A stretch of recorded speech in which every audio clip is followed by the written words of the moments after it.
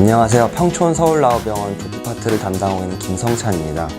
이번 시간에는 무지해반증의 치료법에 대해서 말씀을 드릴 텐데요. 치료법은 수술적인 치료가 있고 수술하지 않고 이제 해볼 수 있는 비수술적인 치료로 나눠볼 수 있는데요. 워낙에 의사분들마다 치료하는 방법도 다르고 기준도 다르기 때문에 수술법만 해도 무려 100가지가 넘는다고 알려져 있거든요. 그러니까 어느 병원을 갔더니 당장 수술합시다 이렇게 말씀을 들으실 수도 있고, 또 어떤 데 갔더니 이 정도면 괜찮습니다 이제 말씀하시는 의사분들도 계실 텐데, 치료법 자체도 워낙에 다양하고 결국에는 그 의사의 판단에 의해서 결정되는 부분이기 때문에 뭐가 맞다 이런 건 아니고요. 제 개인적인 기준을 말씀드리면, 수술 자체가 얻는 득도 있지만 이제 실도 있기 때문에 득과 실을 따졌을 때 명확하게 득이 더 많다 이럴 때 수술하는 게 더 맞다고 생각하는 편이라서요. 그래서 일상생활이 제한이 돼서 나는 이게 너무 불편하니 좀 해결을 해줬으면 좋겠어 라고 생각할 때 수술을 결정하게 되고요. 그 전까지는 비수술적인 치료 방법으로 접근하게 되는데요. 이해하셔야 될 거는 비수술적인 치료 방법이 치료라는 명칭이 붙어 있지만 이게 경과를 늦춘다거나 무지해반증 자체가 교정되고 이런 거는 없습니다. 그러니까 흔히 알려져 있는 교정기를 쓴다거나 이런 운동법을 통해서 무지해반증이 점차 교정되니 발가락이 바르게 됐어요, 이런 얘기는 사실 불가능해요. 이 부분을 이해하시고 결국에는 비수술적인 치료 방법이라고 일컬어져 있는 걸 선택한다는 얘기는 내가 현재 이걸로부터 받게 되는 증상에 대해서 좀 증상을 완화한다 이런 게 목적임을 명확하게 인식하시고 접근하시면 되겠습니다. 비수술적인 치료 방법은 굉장히 여러 가지가 있어요. 평발을 조금 이제 교정해주는 교정 깔창을 쓴다던가, 아니면 이런 이제 발가락에 튀어나와 있거나 휘어 있는 것들에 대해서 조금 바로 잡아줄 수 있는 교정기들이 여러 가지가 나와 있는데요. 이제 요거는 여기 닿이는 부분을 조금 덜 자극이 되게 하면서 사이에 끼워서 벌어지게 하는 힘을 좀 더 주는 식의 교정기고요. 요거는 아무래도 여기가 자꾸 닿이다 보니까 불편함을 많이 호소하시는 분들에게 좀 더 적합한 형태가 될 거고요.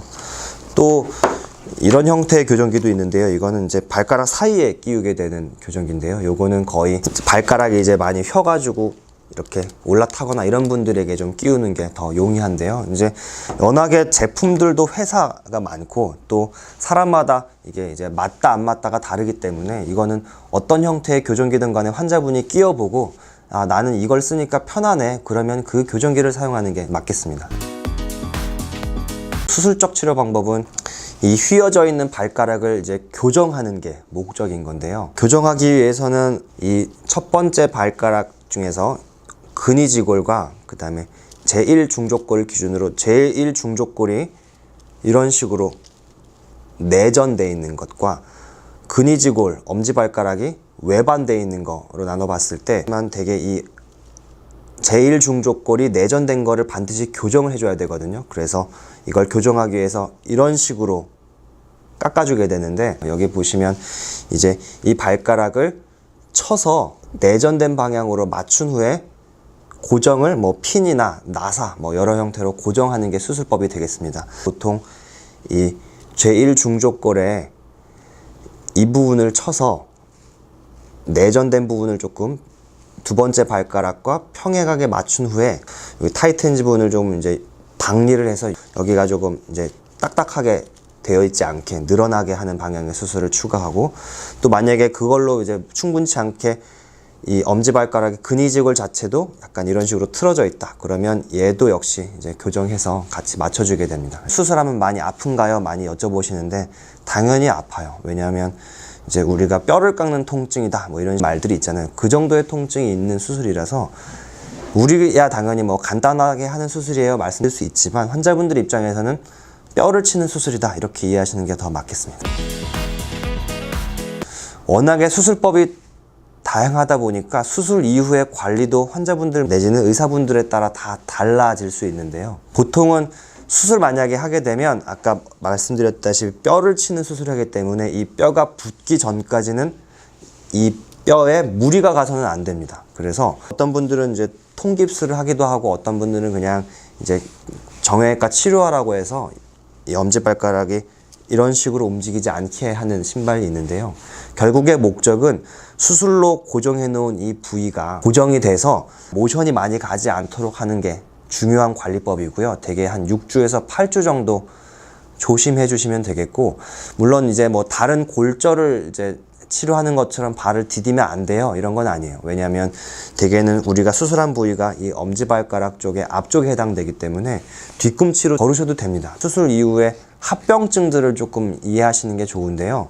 우리가 아까 말씀드릴 때 무지해반증은 엄지발가락 이런 식으로 된 거라고 말씀드렸는데, 이게 교정이 좀 많이 되게 되면 역으로 이렇게 되는 경우도 있어요. 그래서 무지 내반이 오는 경우가 있는데, 무지 내반은 치료도 어렵고 이거야말로 훨씬 더 불편하기 때문에 어떻게 보면 무지해반증의 수술 이후에 발생하는 합병증 중에 가장 최악의 상황을 꼽으라면 이제 이 무지 내반증이 되겠는데요. 그래서 오지 않도록 차라리 교정이 조금 덜 되더라도 무지 내반증이 오지 않는 게 낫다고 설명을 드리고, 조금 이제 과교정은 되지 않도록 좀 교정을 하는 편이고요. 이렇게 양발을 이제 수술하는 걸 문의하시는 분들이 많은데, 저는 보통 한 발 수술하고 나서 한 3개월 정도 경과 후에 반대쪽 발을 수술하게 됩니다.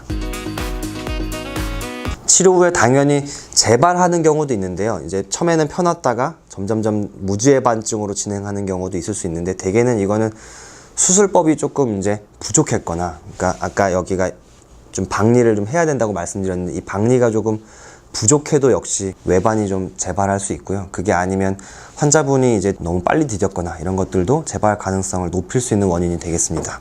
그래서 오늘은 이제 무지해반증의 치료법에 대해서 말씀을 드렸는데요. 다음 시간에는 무지해반증과 거의 비슷하게 흔히 오는 복저근막염 질환에 대해서 알아보도록 하겠습니다. 감사합니다.